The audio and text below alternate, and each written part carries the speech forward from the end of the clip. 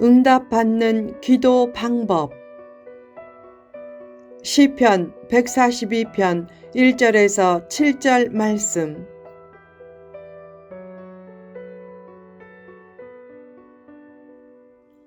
응답받는 기도 방법.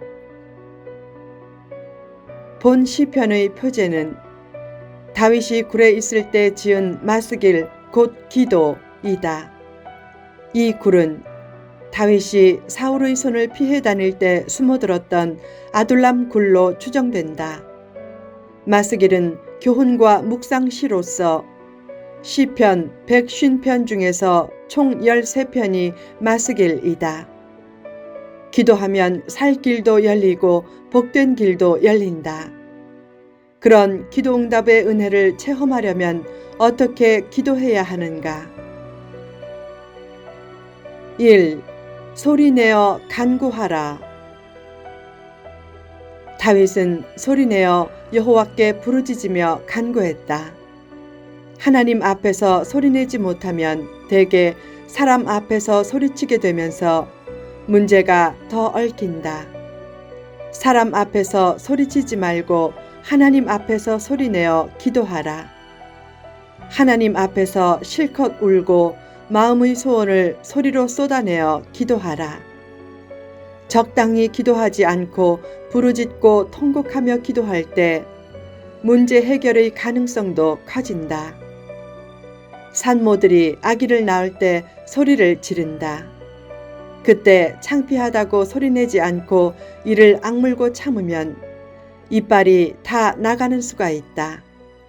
소리를 질러야 아기가 나오듯이 소리를 질러 기도해야 고통 극복과 문제 해결의 출산도 쉬워진다.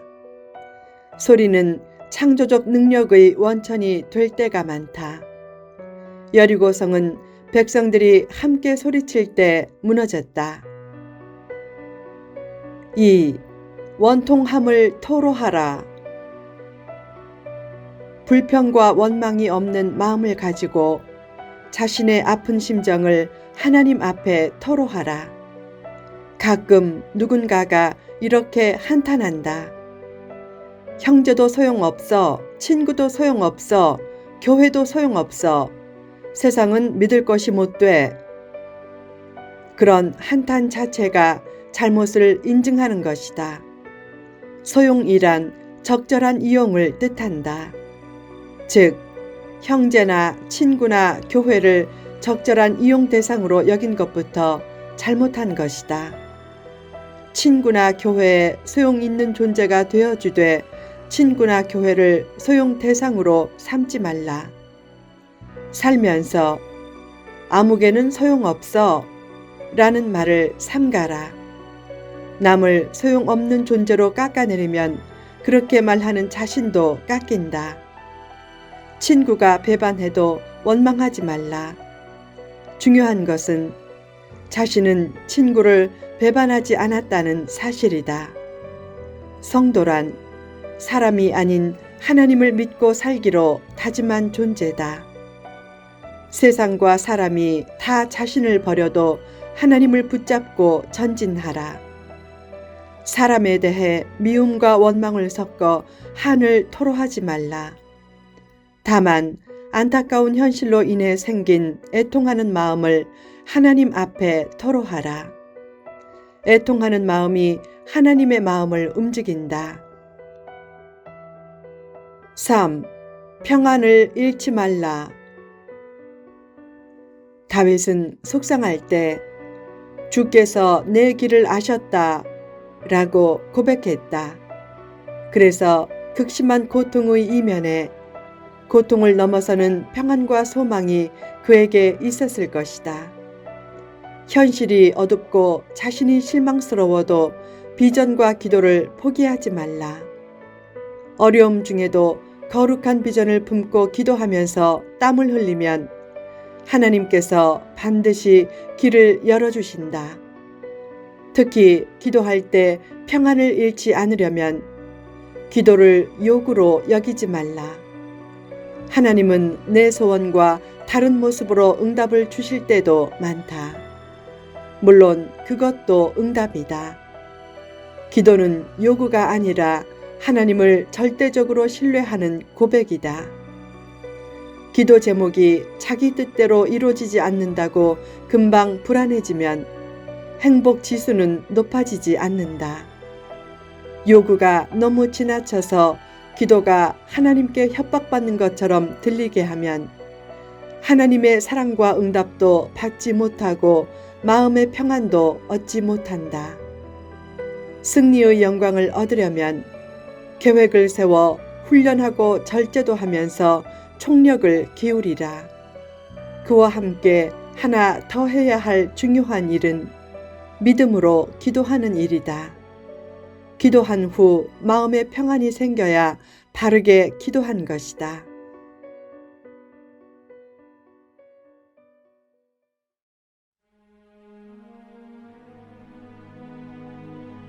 4.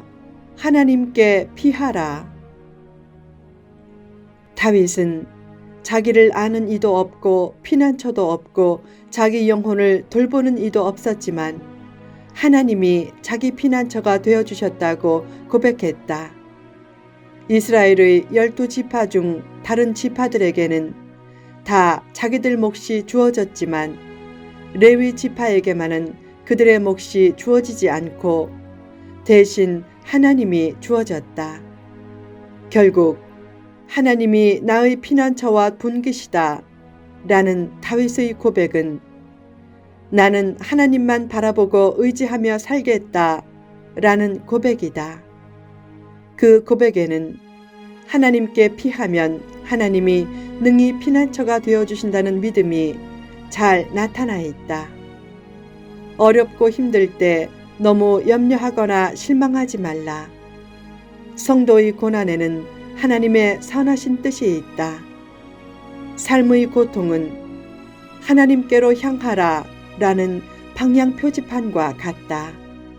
어려울 때마다 이것은 하나님께 향하라는 사인이야 라고 받아들이면 인물의 가능성이 커진다. 다윗이 위대한 인물이 될 수 있었던 이유는 어려울 때마다 하나님께로 방향을 트는데 탁월했기 때문이다. 하나님께 피하면 하나님은 넉넉한 피난처가 되어주신다. 5. 비천함을 인정하라.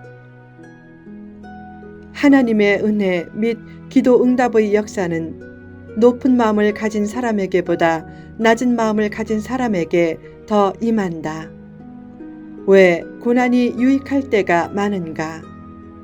고난을 통해 교만을 꺾고 자신의 비천함을 인정하면서 하나님의 은혜를 받기에 합당한 그릇이 되기 때문이다. 다윗이 자신의 비천함을 인정하고 기도한 것은 하나님을 온전히 의지하겠다는 뜻이다. 기도할 때 하나님을 온전히 의지하는 믿음의 기도를 드리라. 믿음의 기도를 드리면 기도한 후에 마음이 편해지고 걱정 근심이 사라진다. 걱정 근심과 세상 염려에 사로잡힌 것은 아직도 세상을 의지하고 있다는 증거다. 사람은 하나님의 은혜가 있어야 살 수 있다. 그러므로 어떤 경우에도 겸손함을 잃지 말라. 겸손은 은혜를 은혜답게 만들고 축복을 축복답게 만든다. 세상에서 가장 만나고 싶은 사람이 누구인가? 지위, 명예, 돈이 있어도 그것을 가지고 잘난 체 하지 않고 인간 대 인간으로 다가오는 겸손한 사람이다. 하나님은 누구를 가장 기쁘게 만나주시는가? 역시 겸손한 사람이다. 겸손한 심령의 기도는 어떤 기도보다 복된 기도다. 6. 하나님께 감사하라. 다윗은 하나님께서 감옥과 같은 고통에서 건져주시면 무엇보다 먼저 감사할 준비를 하고 있었다. 다윗은 감사가 넘치는 심령이었다. 하나님은 감사하는 심령에게 더욱 큰 은혜를 내려주신다. 시편 기록자는 주 안에서의 한 날이 다른 곳에서의 첫날보다 낫다고 했다. 믿음으로 사는 3일의 삶이 믿음 없이 사는 3년의 삶보다 낫고, 감사가 넘치는 초가집 삶이 감사할 줄 모르는 큰집 삶보다 낫다. 나이가 어려도 부모의 은혜가 참 감사하다고 여기면 철든 것이고, 나이가 많아도 부모에 대한 원망이 있으면 아직 철들지 않은 것이다. 원망하면 과거에 있던 은혜도 사라지고 현재 있는 은혜도 없게 느껴지고 미래의 은혜도 주어지지 않는다. 신앙생활을 할 때도 하나님의 크신 은혜를 생각하고 감사하면 철든 신앙이 되면서 점차 복이 다가오지만, 늘 받을 생각만 하면 원망만 커지고 영혼도 망가지면서 복도 사라진다. 하나님의 크신 은혜를 잊고 원망하면서 하나님의 마음에 피멍을 들게 하면 어떻게 기도 응답과 축복이 있겠는가? 하나님은 사고치는 자식을 꺼내려고 경찰서를 들락거리는 마음이 멍든 어머니와 같다. 그런 크신 사랑의 하나님 앞에서 무슨 원망과 불평이 있는가? 철들었다는 말은 은혜를 알고 감사하는 자가 되었다는 말이다. 삶 자체를 하나님의 선물로 여기고 감사하면서 자기 현실에서 최선을 다하면 점점 더 나은 최선의 삶이 펼쳐질 것이다.